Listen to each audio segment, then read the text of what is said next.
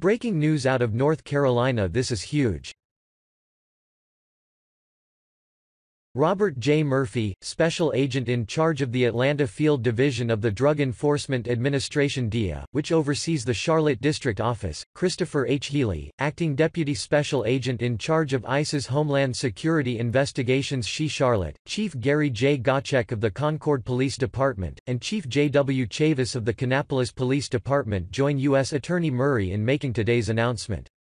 According to filed court documents and today's plea hearing, from 2015 until his arrest on August 22, 2018, Miller was part of a drug conspiracy that trafficked bulk crystal methamphetamine and heroin in Mecklenburg County and elsewhere.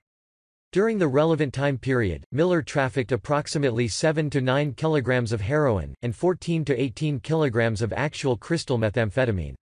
In addition to drug trafficking, Miller concealed and laundered the drug proceeds. As Miller admitted in court today, in December 2017, he sold heroin to a victim identified in court documents as WM, which resulted in the victim's overdose death. Court documents show that Miller is a repeat offender, and was previously convicted of drug trafficking charges.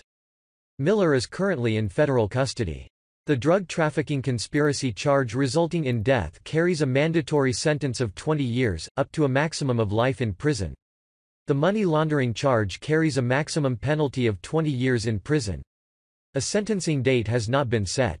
This case is part of the U.S. Attorney's Office initiative to combat the opioid abuse epidemic in the Western District of North Carolina through prosecution, enforcement and prevention.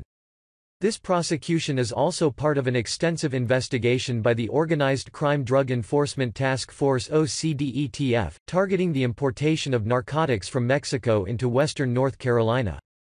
OCDETF is a joint federal, state and local cooperative approach to combat drug trafficking and is the nation's primary tool for disrupting and dismantling major drug trafficking organizations, targeting national and regional drug trafficking organizations and coordinating the necessary law enforcement entities and resources to disrupt or dismantle the targeted criminal organization and seize their assets. DEA, the Concord Police Department, and the Kannapolis Police Department investigated the case. Assistant U.S. Attorney Sanjeev Bhaskar, of the U.S. Attorney's Office in Charlotte, is in charge of the prosecution. U.S. Attorney's Office. Western District of North Carolina.